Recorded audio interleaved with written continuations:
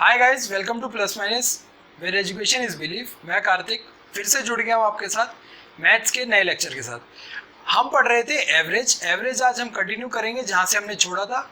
हमने बेसिक चीज़ें एवरेज की पढ़ ली थी, क्या क्या एवरेज होती, कैसे हमें एवरेज को देखना है, किस तरीके से हमें उसके क्वेश्चंस को सॉल्व करना है। ये हमने बेसिक चीज़ें हमने देखी थी कि भाई एवरेज असल में होता क्या है। एवरेज जो कि जिसे हम हिंदी में कह देते हैं औसत, वो असल में होता क्या है हमारा, वो देखा था। हमने देखा था कि भाई एवरेज को निकालने के लिए हमें क्या चाहिए होता है, सम चाहिए होता है।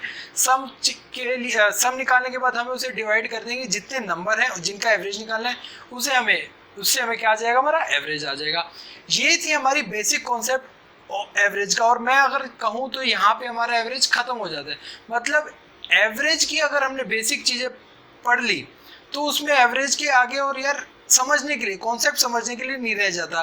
तो क्या रह जाएगा, क्या जाएगा, रहने का मतलब हमें क्या निकालना होता है, सम निकालना होता है, या फिर हमें निकालना होता है नंबर निकालने होते हैं, या फिर एवरेज। इन तीन चीज़ों में से कोई एक चीज़ निकालनी होगी। एक चीज़ निकालने के लिए दो चीज़ हमें गिवन होंगी। क्या कई बार होगा वो दो चीज़ नहीं गिवन होंगी, तो हमें कुछ अपने जो दिमाग से एनालिसिस करके या फिर कुछ ट्रिक होती हैं जो छोटी मोटी, उनको लगा के हमें वो निकालने होंगी। तो देखो इसमें क्या फंडा है, बेसिकली इसमें ये फंडा है कि हमें करना है कैलकुलेशन ईजी। कैलकुलेशन ईजी मतलब हमें मल्टीप्लिकेशन को ईजी करते चलना है। ये मैं आज की क्लास जो होगी ना, बहुत मज़ा आने वाला है आज की क्लास में। एवरेज को हम बिल्कुल एक नए तरीके से देखने वाले हैं। अभी तक मेरे ख्याल से आपने वैसे एवरेज नहीं पढ़ा होगा। आप देखना एंड वीडियो के एंड तक देखना, उसके बाद आप देखना कि आज तक जो मैं एवरेज पढ़ रहा था, एवरेज के क्वेश्चन जैसे मैं अटेम्प्ट कर रहा था, और आज की क्लास के बाद जैसे मेरे में चेंज है, वो क्या बेटर चेंज है, वो मुझे आप कमेंट में बताना कि आज भाई मज़ा। मैं कह रहा हूँ अभी कह रहा हूँ, आप 20 मिनट 25 मिनट के बाद, इस क्लास के एंड के बाद बोलोगे हाँ भाई मज़ा आया आज की क्लास में। तो देखो हमने कहाँ तक पढ़ लिया था, हमने देख लिया था कि कॉन्जिक्यूटिव टर्म्स क्या होती हैं। कॉन्जिक्यूटिव टर्म्स का हमें एवरेज पता लग गया था कि भाई मिडिल टर्म एवरेज होती है, फर्स्ट और लास्ट टर्म से हम एवरेज निकाल लेते हैं, ये हो गया था। हमने देख लिया था कि भाई even terms, odd terms, consecutive terms होती हैं ये भी, तो इवन टर्म्स, ऑड टर्म्स, इनका क्या निकालते हैं हमने निकाल लिया था। एक फॉर्मूला टाइप बना लिया, या फिर आप शॉर्ट ट्रिक कहो कि भाई एन बना लिया था, n+1 होता है इवन के केस में, ऑड के केस में ये चीज़ें होती है। इन चीज़ों की एक मैं आज आपको टेलीग्राम ग्रुप पे एक नोट शेयर करने वाला हूँ एवरेज का। तो जो लोग टेलीग्राम पे नहीं जुड़े हुए हैं वो पहले तो टेलीग्राम ग्रुप पे जुड़ जाए हमारे साथ। टेलीग्राम ग्रुप का डिस्क्रिप्शन मैंने दे रखा है नीचे, तो वो चीज़ आप ज़रूर लेना भी। इस क्लास जैसी क्लास चलेगी ना, क्लास के तुरंत बाद में वो शेयर करने वाला हूँ टेलीग्राम ग्रुप पे। तो देखो ये चीज़ थी कि भाई हमारे कंसेक्यूटिव टर्म्स हो गए थे, इवन टर्म्स हो गए थे, ऑड टर्म्स हो गए थे। स्क्वायर की बात करी थी हमने थोड़ी बहुत, तो स्क्वायर की हमने क्या देखा था, हमने ध्यान हो आपको तो जब सम ऑफ एन टर्म्स निकालने बताए थे तब मैंने आपको sum of square of N terms ही बताया था। तो आज हम थोड़ा सा देख लेते हैं एक बार। पहले दो चीज़ें थी कि sum of square of N terms and sum of square cube of N terms. तो इसका क्या है, या फिर इनके एवरेज क्या होते हैं, एन क्यूब टर्म्स का और एन स्क्वायर टर्म्स का एवरेज क्या होता है वो देख लेते हैं एक बार। उसके बाद हम एक फटाफट इसको देखने के बाद फटाफट एक मज़ेदार कॉन्सेप्ट पे चलेंगे, उसमें बड़ा मजा आएगा। तो बने रहना पूरी क्लास में, पूरी क्लास देखना। तो देखो भाई अगर हमें बोल दिया जाए कि गिवन एन टर्म्स हैं, गिवन एन टर्म्स है 1 2 3 4 5 या फिर कुछ भी दिया, तो इनका हमें स्क्वायर निकालना है। गिवन एन टर्म्स का स्क्वायर निकालना है। स्क्वायर है, स्क्वायर कर दिया हमने, किसी ने बोला कि मैं तुम्हें ये एन टर्म्स देता हूँ और उसका मैं कर देता हूँ स्क्वायर, ठीक है कर दिया। अब मुझे उनका एवरेज बताओ। तो एवरेज आपको पता है कि सम होता है, तो हम हेडिंग डाल लेंगे कि भाई average of square of N terms.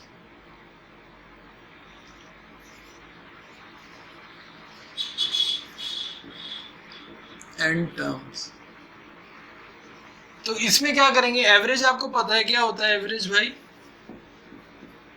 Some divided by number.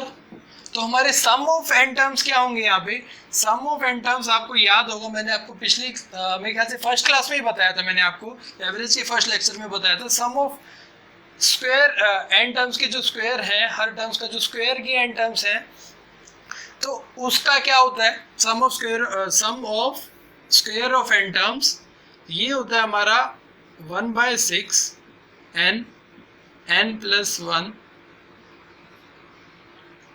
2n+1 sum of square of n terms 1/6 n+1 2n+1 ये सम होता है।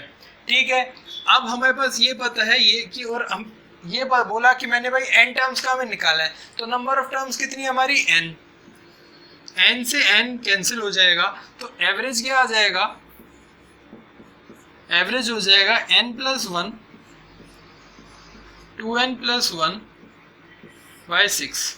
तो कभी भी आपसे पूछा जाएगा कि भाई गिवन n टर्म्स के स्क्वायर का एवरेज निकालना हो, तो डायरेक्ट आप ये फॉर्मूला अप्लाई कर सकते हैं।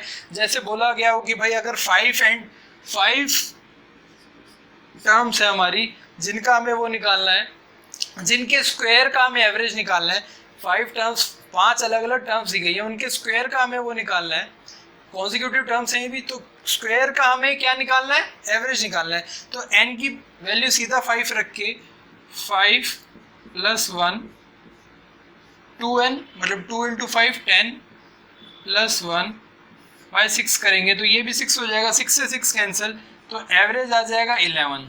तो हमें पूरा इसमें सम करके फिर उसको डिवाइडेड बाय 5 करने की जरूरत नहीं, हमने सीधा फॉर्मूला तैयार कर लिया अपना कि भाई average of square n square terms का क्या होगा, एवरेज n+1 2n+1/6। इसका मैं एक PDF या फिर इमेज के फॉर्म में आपको देने वाला हूँ, वो ध्यान रखना। तो ऐसे ही एवरेज, ये तो हो गया average of square of n terms. अब किसी ने पूछ लिया कि एवरेज ऑफ स्क्वायर नहीं, क्यूब ऑफ n टर्म्स बताओ मुझे। तो क्यूब ऑफ n टर्म्स में क्या होता है, पहले मैं आपको एक चीज लिखवा देता हूं कि sum of cube of n terms, ये क्या होता है, इसका सिंपल सा फॉर्मूला होता है एक n+1/2 का होल स्क्वायर, n+1/2 का होल स्क्वायर, ये हमारा एक सिंपल सा फॉर्मूला होता है सम का। अब आपको पता है एवरेज निकालने के लिए क्या करेंगे, वही सिंपल सी फंडा है भाई, एवरेज निकालने के जब हमें सम पता है, सम को हम नंबर ऑफ टर्म से डिवाइड कर देते हैं। तो इसको अगर मैं करूं कि भाई n को, इसको ब्रैकेट को खोल दूं, होल स्क्वायर को खोल दूं, तो ये हो जाएगा n² n+1 का होल स्क्वायर बाय 4। अब इसको मैं डिवाइड करूंगा किससे, नंबर ऑफ टर्म क्या है हमारे यहाँ पे n, तो एक n यहाँ से कैंसिल हो जाएगा और ये हो जाएगा n+1 4। ये हमारा क्या हो जाएगा, average of cube of n terms, ये हमारा एवरेज हो जाएगा। ये एक सिंपल सा फॉर्मूला हमने तैयार कर लिया। इसमें हमें फिर से वही चीज़ कह रहा हूँ कि मैं ये सिंपल फॉर्मूला किस लिए तैयार करा है, ताकि हमें ये यहाँ से लेकर यहाँ तक ना आना पड़े। सीधा n की वैल्यू हम यहाँ पे पुट करेंगे, n की वैल्यू यहाँ से पे पुट करने के बाद क्या आ जाएगा हमारा, n की वैल्यू हमने यहाँ पे अगर पुट करी तो हमारा एवरेज आ जाएगा क्यूब ऑफ n टर्म्स का। तो देखो ये दो चीज़ें थी जो पिछली क्लास में ही बता देनी चाहिए थी वैसे तो, पर कोई नहीं, चलो ये चीज़ें भी हमारी कंप्लीट हुई। तो कॉन्जिक्यूटिव टर्म्स हमारे यहाँ पे ख़त्म हुए, जिनका हमें एवरेज निकालना होता था वो चीज़ हमारी ख़त्म हुई। अब आज जो एक नया कॉन्सेप्ट पढ़ने वाले हैं ना, उसका मैं नाम देने वाला हूँ ऑसम कॉन्सेप्ट। वो ऑसम कॉन्सेप्ट इसलिए है कि भाई जितने भी क्वेश्चन होते हैं ना एवरेज के इस टाइप के, वो बहुत ही इजीली हो जाने वाले हैं और उनमें मज़ा आने वाले करते हुए। ऐसा नहीं कि भाई एक ट्रिक बता दूंगा, एक फॉर्मूला बता दूंगा, एक फैक्ट बता दूंगा, उसको अप्लाई करते जाएंगे, नहीं। क्वेश्चन जब सॉल्व करोगे ना, मज़ा आएगा कि भाई मैंने तो बहुत कम चीज़ें पेन लेके कॉपी पे लिखी, पर आंसर मेरा फटाफट आ रहा है, तो ये तो मज़ेदार चीज़ है। ऐसा कैसे होगा, देखो कि भाई एवरेज को मैं इंग्लिश में एक और वर्ड भी दे सकता हूँ, क्या दे सकता हूँ, मीन। क्या दे सकता हूँ, एवरेज को हिंदी में कैसे है वैसे, औसत। औसत और एवरेज को ही कह देते हैं मीन, ठीक है, मीन कह देते हैं। मीन की कुछ बड़ी चीज नहीं बताई मैंने आपको कि एवरेज को ही मीन कह देते हैं। अब इस डेफिनेशन को क्या कह सकता हूं मैं, एक और डेफिनेशन नहीं तैयार करता हूं मैं आपके साथ, कि average of set of n numbers या फिर mean of set of n numbers क्या होगी, क्या होगी कि इसको मैं ये इसके तरीके से कह सकता हूं कि mean is nothing but a number by which we can replace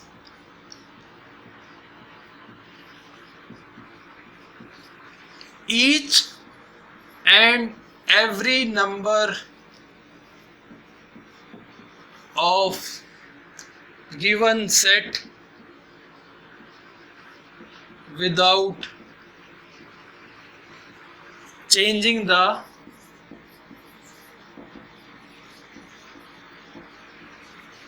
sum of set of number। तो देखो, ध्यान से देखो इस डेफिनेशन को मैंने क्या लिखी है। डेफिनेशन आप चाहे लिखो भी मत, पर लिख लेना एक बार, उसको समझने में आपको आसानी होगी। तो क्या है, एक बार समझो मेरी चीज। A number by which we can replace each and every number of given set without changing the sum of set of number।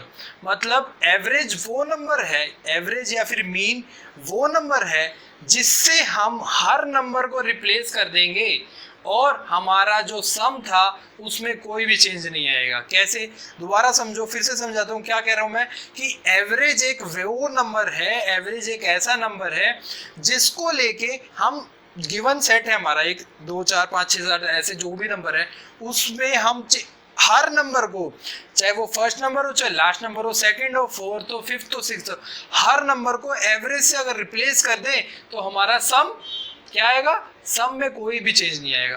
तो ये बात आपको समझ आ गई होगी, बोले आप भी बोलोगे हाँ ठीक है, सही बात है, बिल्कुल सही कह रहे हो। जब हमें sum of average divided by number of average करके एवरेज नंबर ऑफ नंबर करके एवरेज निकालते थे, तो उससे हम वही नंबर तो निकालते थे जिससे हम हर नंबर को रिप्रेजेंट कर दें। तो हर नंबर को अगर हमने चेंज भी कर दिया उस नंबर से, तो हमारे सम में कोई चेंज नहीं आने वाला। ठीक बात है, ये तो बिल्कुल सही है। तो देखो, इसको हम एक एग्जांपल से लेके कैसे कह रहा हूं मैं, कि अगर मेरे पास 4 नंबर हैं, 4 नंबर मेरे पास कौन कौन से हैं, कि भाई 12 13 17 18। तो अगर मुझे इनका एवरेज निकालना होगा, तो एवरेज निकालना होगा तो क्या करूंगा मैं, वही सिंपल सम करूंगा। 12 प्लस में 13 प्लस में 17 प्लस में 18 divided by number of terms कितनी है, 4। तो सम कितना हो गया मेरे पास, 12 प्लस में 18 30, 17 प्लस में 13 30, तो सम कितना हो गया 60 डिवाइडेड बाय 4, तो एवरेज आ गया 15। ठीक, यहाँ तक तो सिंपल बेसिक चीज है, ये हम थर्ड फोर्थ से करते आ रहे हैं, मेरे ख्याल से फिफ्थ सिक्स से, और पहली क्लास से भी मैं यही बता रहा हूँ कि एवरेज ऐसे निकालते हैं। भाई एवरेज आ गया है मेरा 15, अब देखो एवरेज मेरा 15 आ गया है। अब देखो इसका क्या मजा आएगा, इस चीज से क्या मजा आएगा। अब ये जो 4 नंबर थे 1 2 3 4, अब जो ये 4 नंबर थे ना, इसको मैं हर एक नंबर को रिप्रेजेंट कर दूंगा। भाई 15, ये भी 15 है, ये भी 15 है, ये भी 15 है और ये भी 15 है।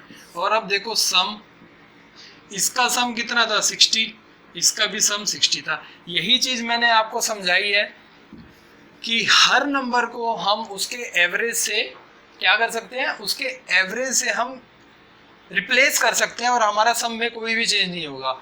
हमारे सम में तब चेंज होता अगर हम कुछ और नंबर इनपुट कर देते या फिर कुछ और होता, पर हमने तो एवरेज से ही रिप्लेस करा है, तो हमारे सम में कोई भी चेंज नहीं होगा। तो सम में चेंज नहीं होगा तो इसका मतलब एवरेज से हमने उसको रिप्लेस कर दिया। इससे अब हमारे क्वेश्चन कैसे इजी होंगे, देखो अब एक क्वेश्चन ले लेते हैं सीधा, उसके बाद मैं आपको कॉन्सेप्ट समझाऊंगा पूरा, इसकी जो थोड़ी बहुत प्रॉपर्टी है उसको हम कैसे देख सकते हैं। वो एक क्वेश्चन आता है, जैसे एग्जाम में आपने काफ़ी देखे होंगे ऐसे क्वेश्चन, कि if average age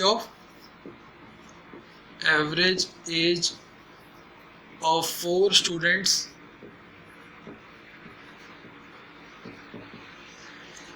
is 15 and a new student joins them, therefore increasing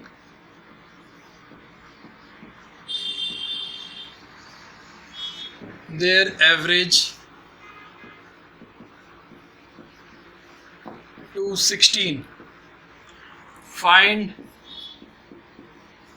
age of 5th student.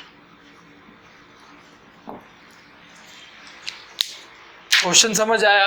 Simple question है। ऐसे क्वेश्चन आपने देखे होंगे ना, आपने अगर एवरेज की प्रैक्टिस करी होगी पहले, या फिर कोई टेस्ट दिया होगा या फिर कोई एग्जाम दिया होगा, तो उसमें ऐसे क्वेश्चन देखने को मिलते हैं। ठीक है, अब इस क्वेश्चन को मैं कैसे समझाने वाला हूँ वो ध्यान से देखना। ये ध्यान से देखने वाली चीज है, बड़ा मजा आएगा, सच में कह रहा हूँ। तो देखो भाई, 4 स्टूडेंट है, 15 एवरेज है उनकी। तो पहला स्टूडेंट, दूसरा स्टूडेंट, तीसरा स्टूडेंट, चौथा स्टूडेंट, और ये 5वां स्टूडेंट है, उसके बाद आएगा। पहले नहीं था, ये बाद में आएगा। तो इन सब की एवरेज हमें दे रखी है कि भाई 15 है। तो मैंने अभी आपको बताया था कि हर नंबर को हम रिप्लेस कर सकते हैं एवरेज से। तो यहाँ पे हर एज में मान लेता हूँ कि 15 होगी। तो ठीक है भाई, ये इसकी भी एज 15, इसकी भी एज 15, इसकी भी एज ऐसे 15 है। अब बोला कि भाई 5वां स्टूडेंट आ गया, अब उनकी एवरेज हो गई है 16। ठीक है, अब उनकी एवरेज हो गई है 16। तो अब 5वें स्टूडेंट के आने के बाद हर बच्चे की एज को हम क्या ले सकते हैं? हर बच्चे की एज को हम ले सकते हैं 16। ठीक है, हर बच्चे की एज को 16 ले सकते हैं। अब देखो यहाँ पे कितना इंक्रीज हुआ है। पहले उसकी एज 15 थी, दूसरा बच्चा आ गया तो हमें 16 लेनी पड़ी। तो कितनी हुई? +1 +1 +1 +1। ठीक है, ये +1 कहाँ से आया? ये +1 कहाँ से? भाई उसकी पहले वाले बच्चे की एज तो वही रहेगी ना। एज में तो हम नहीं बढ़ा सकते, उसकी एज तो हम बढ़ा ही नहीं सकते। पहले वाले की जो एज थी वो एज को उसी दूसरा एक, जैसे मैं हूँ, मेरे साथ दीपक सर है, हमारी एक एवरेज निकाली हमने अपनी एज की, और उसी टाइम अब में से कोई एक स्टूडेंट है, उसको भी इसकी एज को ऐड करके एवरेज निकालें। तो अब हम एवरेज को निकालने के लिए हम अपनी एज इंक्रीज तो नहीं कर सकेंगे ना, उसी टाइम निकाली गई है। तो ये +1 कैसे हो गया? 15 से 16 कैसे हुई? कि भाई ये जो हमें 4 +1 +1 +1 करके दिए गए हैं, ये पक्की बात है इसके थ्रू आए होंगे, 5th स्टूडेंट के थ्रू आए होंगे। तो मतलब 5th स्टूडेंट आया और उसने एक इसको दे दिया, एक साल इसको दे दिया, एक साल इसको, एक साल इसको, और अपने पास कितने बचा है? 16। तो यहाँ पे भाई +4 तो ये था, और 20 ईयर्स की 5th स्टूडेंट की 20 ईयर्स एज हो जाएगी। 20 ईयर्स आंसर आ जाएगा। समझ आया? फिर से समझाऊं? देखो, फिर से देखो कि भाई 15 पहले 15 एवरेज थी, उसके बाद 16 हो गई। एज में तो डिफरेंस नहीं आना चाहिए ना, एज तो इंक्रीज नहीं होगी, एज इंक्रीज नहीं हुई तो, और एवरेज इंक्रीज हो गया। मतलब जो इंक्रीज हुआ, जो एवरेज इंक्रीज हुआ है वो किसकी वजह से हुआ है? 5th की वजह से हुआ है। तो हर स्टूडेंट के पास एक गया है, तो 5th स्टूडेंट में से ही दिया होगा। तो 4 थे, चारों को एक दिया, तो 4 और थे। जो इसकी एवरेज है, जो उसकी एज हम रिप्रेजेंट कर रहे हैं 16 साल से, उसमें 4 और ऐड करेंगे तभी तो उसकी एक्चुअल एज आएगी। ठीक है ना? ये चीज समझ आ रही है ना आपको कि भाई नया बच्चा जो आया उसकी ही वजह से तो एवरेज इंक्रीज हुआ है, उसकी वजह से एवरेज अगर इंक्रीज हुआ है तो एक ही इंक्रीज हुआ है। तो पहले आपको बताया था कि एवरेज को ही हम हर बच्चे की एज मानेंगे। एवरेज को अगर हमने हर बच्चे की एज मानी तो हर बच्चे की एज में एक का इंक्रीज हुआ है, एक हर बच्चे की एज में हुआ है। 4 बच्चे तो 4 साल का इंक्रीज तो वहीं हुआ। ये 4 कहाँ से आए होंगे? 5th स्टूडेंट की एज में से। तो 4 तो उसमें ऐड कर दो, तो जो उसकी एवरेज है 5th स्टूडेंट की भी एवरेज 16 है ना अभी फिलहाल, तो उसमें 4 ऐड कर दो, 20 एज टोटल उसकी जो एक्चुअल एज आ जाएगी 20। देखो क्या मजेदार कॉन्सेप्ट बना है ना। अब इतना आपको लिखने की जरूरत नहीं पड़ेगी, सीधा अगर आप बोला होगा स्टूडेंट 15 16 है, 4 स्टूडेंट है, तो हाँ फटाफट 4 तो एक ही का इंक्रीज है, तो 4 तो उसमें दे दिए होंगे, और 16 नया एवरेज है, 16 + 4 20। ठीक है, ये चीज समझ आई आपको? अब इसी के क्वेश्चन देखेंगे आज पूरी क्लास में, 4-5 क्वेश्चन देखते हैं इसी के हम। पहले एक चीज ये देखो कि अगर मेरे पास 4 नंबर होते हैं, इसकी प्रॉपर्टी एक और है एवरेज की, क्या प्रॉपर्टी होती है कि भाई जैसे 13, 14, 15, 16, 17, 5 नंबर है मेरे पास। तो और आपको बताया था जब कंसेक्यूटिव टर्म्स होते हैं और हमारे तो उसका एवरेज क्या होता है, हमारा मिडिल नंबर होता है, मिडिल नंबर हमारा एवरेज है। तो एवरेज से जितने पहले होते हैं उनमें जो कमी होती है वही पूरी होती है यहाँ पे। मतलब एवरेज से ये कितना कम है, -1, -1, टोटल कितना कम हुआ यहाँ पे, -2। एवरेज से ये कितना ज्यादा है, +1, +1, तो टोटल यहाँ पे कितना ज्यादा हुआ, +2। तो आई ना बात समझ में कि भाई जितनी एवरेज से जितनी कमी पहले, इसके बिलो जितने नंबर हैं उन्होंने जितनी कमी बनाई है टोटल सम में, उतनी ही एडिशन ये पूरी कर देंगे इससे एवरेज से आगे वाले नंबर। ये एक इसकी मजेदार फैक्ट होता है। अब देखो एक नया क्वेश्चन देखते हैं हम। क्रिकेट से रिलेटेड काफी क्वेश्चन आते हैं एवरेज में, तो एक क्वेश्चन क्रिकेट से रिलेटेड ही देख लेते हैं कि इफ एवरेज ऑफ इफ नहीं सचिन तेंदुलकर, या फिर अब तो सचिन नहीं है, रिटायर हो गए, तो विराट कोहली ले लेते हैं। चलो रोहित शर्मा ले लेते हैं इस बार। विराट से हमने पिछली बार एक क्वेश्चन सॉल्व करवा लिया था, इस बार रोहित से करवाते हैं। तो रोहित शर्मा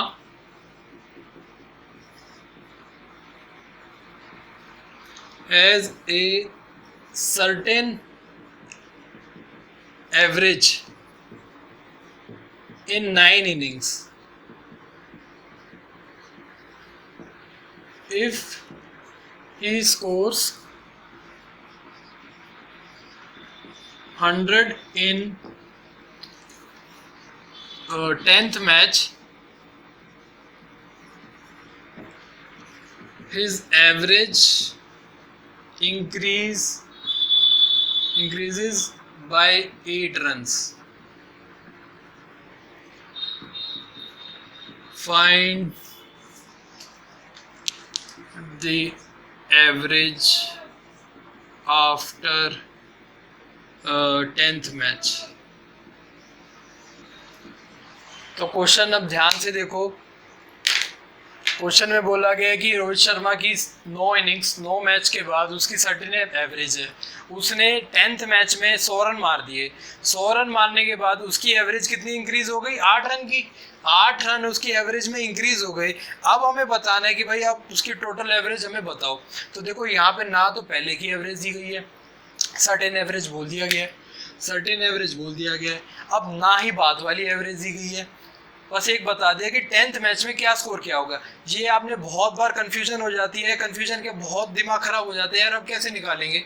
आप मैंने जब स्टार्ट करा था एवरेज तब कमेंट भी आए थे कि सर जो क्रिकेट से रिलेटेड वो एवरेज होती है वो करवाओ। तो क्रिकेट से रिलेटेड ही ऐसा क्वेश्चन आते हैं। तो ये देखो कि भाई 9 मैच में 9 मैच में उसकी एवरेज है कुछ, मान लो ये 9 मैच है तो एवरेज कुछ है मान ली हमने। 10th मैच में ये 9 इनिंग्स है, 10th इनिंग इसमें उसने मारे 100 रन, ठीक है, 100 रन उसने मारे। अब उसकी एवरेज कितनी इंक्रीज हो गई है, 8 रन उसकी एवरेज यहाँ पे टोटल एवरेज में इंक्रीज हो गई। ध्यान से ध्यान देना, इससे पहले हमने क्या कॉन्सेप्ट समझा है कि जब भी इंक्रीज होती है एवरेज तो हर नंबर को उतने ही नंबर से इंक्रीज होता है, क्योंकि एवरेज इंक्रीज हो रही है 8 रन, एवरेज 8 रन से इंक्रीज हो रही है। आपको मैंने बताया तो एवरेज एक ऐसा नंबर होता है जो हर नंबर को रिप्लेस कर देता है। तो मतलब हर मैच में 8-8 नंबर इंक्रीज करने हमें। 9 इनिंग्स में की जो एवरेज थी वो एवरेज अब बढ़ गई है 8 रन से, 8 रन से वो एवरेज बढ़ गई। तो मतलब 100 रन मारे तो इतने 9 नंबर में जो एवरेज बरा इसके वो 10 मैचों की एवरेज निकालने के लिए 100 रन जो 10वें मैच में मारे उसमें से कितने रन इधर भेजने पड़ेंगे, तब जाके वो एवरेज 8-8 इंक्रीज हो जाएगी। जैसे कि हर मैच में 8 रन देने पड़ेंगे इसको, 100 में से हर मैच में हम 8 रन इधर ले जाएं तो 9 × 8 72 रन तो भाई हमारे यहाँ खपत हो गई, यहाँ यूज हो गए। Average increase 8 run average increase करने के लिए 72 रन तो हमारे यहाँ इंक्रीज हो गए। अब बचे कितने यहाँ पे यहाँ पे बचे कितने भाई, 100 रन मारे थे, 72 वहां पे यूज हो गए, तो बचे ये 28। तो मतलब 28 हमारी एवरेज हो गई है। 28 एवरेज कैसे हो गई कि 10th मैच में 100 रन मारे थे, 72 हमारे रन जो थे वो 100 में से 72 रन हमारे 9 मैच की एवरेज इंक्रीज करने में यूज हो गए। कैसे? एवरेज वो नंबर है जो हर नंबर सीरीज के हर नंबर को रिप्लेस कर सकता है। तो रिप्लेस करने के लिए 8 8 8 8 8 ऐड करने होंगे। 8 ऐड करें तो 9 में से 9 × 8 72 रन तो यहाँ खत्म हो गए। बचे कितने? 28। तो मतलब 10th मैच की एवरेज 28 रन है। 10th मैच की एवरेज मतलब 10th मैच में उसने एक्चुअल एवरेज के अकॉर्डिंग रन कितने मारे होंगे? 28। तो हर मैच में 28 की ही एवरेज रही, क्योंकि इसकी एवरेज अगर 28 बनी है तो हमें पता है हर मैच के रन को हम एवरेज से रिप्लेस करेंगे। तो 28 यहाँ 10th मैच की एवरेज है, तो हर मैच की एवरेज 28 है। तो 10th मैच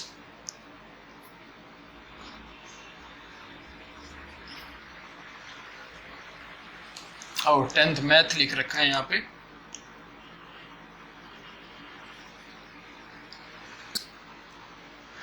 ठीक है, समझ आई ये चीज कि भाई कैसे हमने निकाल लिया कि 28 उसकी एवरेज होगी। आपको अगर नहीं समझ आया तो वीडियो को दोबारा देखो, 3 बार देखो, और फिर भाई ये चीज़ तो मेरी फिक्स हो गई है कि भाई दोबारा देखो, 3 बार देखो। नहीं आया समझ तो मुझे कमेंट करके बताओ या फिर टेलीग्राम ग्रुप पे जुड़ो। तो ये क्वेश्चन, ये ट्रिक, ये सिस्टम आपको समझ आनी चाहिए। एक क्वेश्चन देख लेते हैं,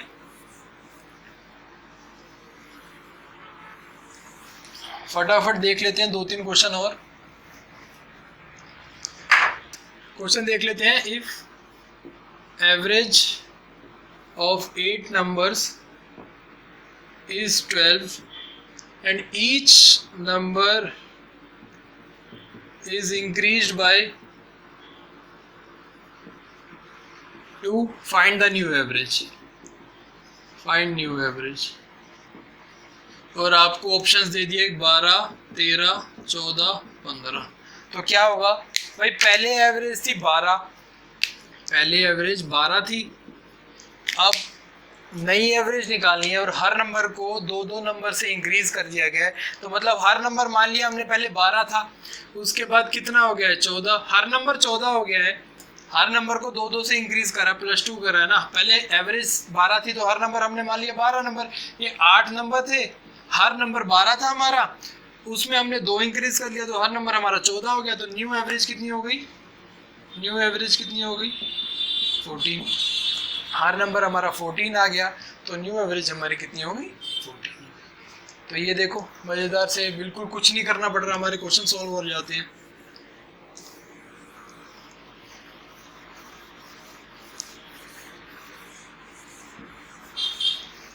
एक और क्वेश्चन देख लेते हैं। क्वेश्चन देखो, क्वेश्चन करने से ही चीजें इजी होंगी। क्वेश्चन करने से ही आपको प्रैक्टिस होगी इस चीज़ की, इस कॉन्सेप्ट की। क्वेश्चन करने से ही आपकी एक एक चीज़ें क्लियर होती जाएंगी। तो क्वेश्चन ज़्यादा से ज़्यादा करेंगे। तो इसीलिए मैं आज ये पूरे सेशन में सिर्फ यही कॉन्सेप्ट पढ़ा के इसी को क्वेश्चन कर रहा हूँ। तो क्वेश्चन, नेक्स्ट क्वेश्चन क्या है हमारा कि एक average of 3 numbers is 17 if average of first 2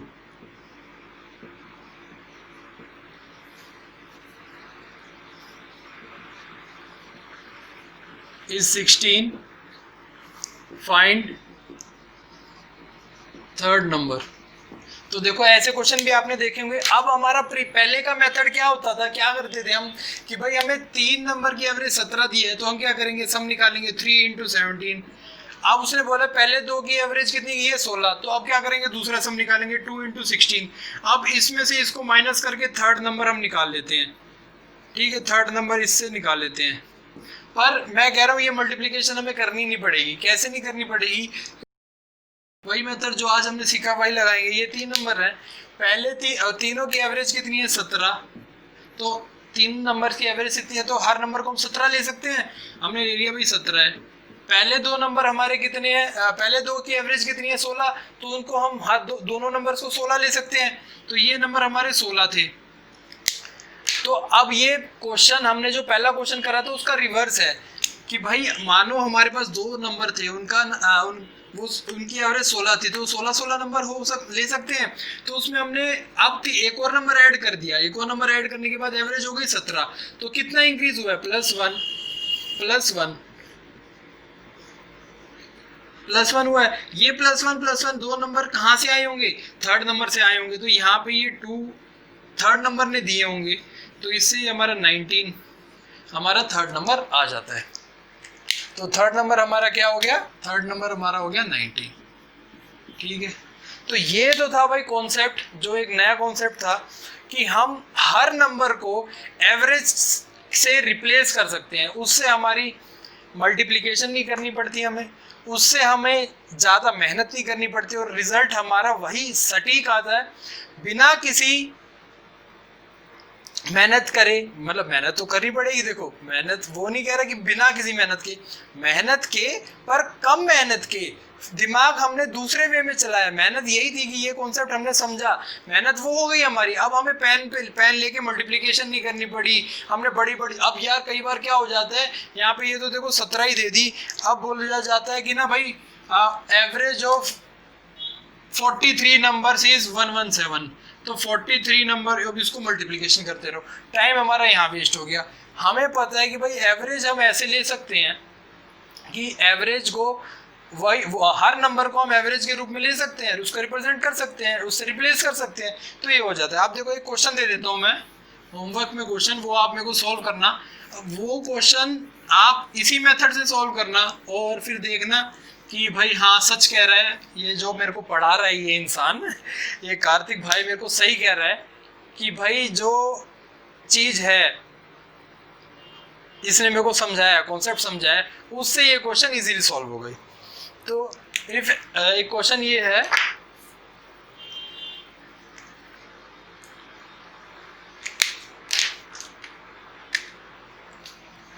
कि average of 10 numbers is 7 if each number is multiplied by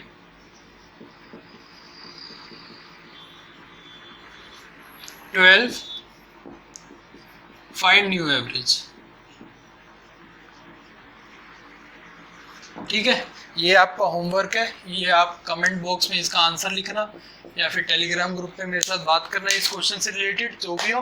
तो आज की क्लास हम यहीं पे ख़त्म करते हैं, कल फिर मिलेंगे। अब एवरेज का जो आगे आने वाले जो लेक्चर होंगे उसमें ऐसे ही टिपिकल क्वेश्चंस करके हम चीज़ें बढ़ते चलेंगे। जैसे कि अब एक बॉलर्स एवरेज होती है वो समझनी है हमें, एक वो होता है कि भाई हमें ये कुछ टर्म्स दी गई हैं और एक फिर एडिशन हो जाता है, या फिर हमें गलत पढ़ लिया जाता है, वो वाले क्वेश्चन करने हैं। हमें एक वो करना है कि भाई कुछ लोगों का वेट ये है और 2 लोग और जुड़ जाते हैं और इधर से 2 चले जाते हैं, अब एवरेज ये हो गया, तो अब मेरे को वो बताओ कि न्यू एवरेज क्या होगा। ऐसे ऐसे क्वेश्चन टिपिकल जो क्वेश्चन बनते हैं, फिक्स पैटर्न के क्वेश्चन होते हैं, जो देखे जाते हैं एग्जाम में, यही क्वेश्चन देखे जाते हैं, वो डिस्कस करेंगे। तो आज की क्लास यहीं करते हैं ख़त्म, और उम्मीद है आपको मज़ा आया होगा यार, आपको अच्छा लगा होगा ये कॉन्सेप्ट। तो प्लीज़ लाइक करना, अपने दोस्तों को दिखाना, शेयर करना, और अगर आपने चैनल अभी तक नहीं सब्सक्राइब करा हुआ है तो सब्सक्राइब करो। और हाँ, 21 तारीख संडे को 200 मार्क्स का TGT कंप्यूटर साइंस का टेस्ट होने वाला है, पूरा दिन अवेलेबल रहेगा। तो फटाफट जाके टेलीग्राम ग्रुप ज्वाइन करो ज़्यादा डिटेल्स के लिए, और हमारी वेबसाइट पे रजिस्टर करो। ठीक है, बाय बाय, टेक केयर।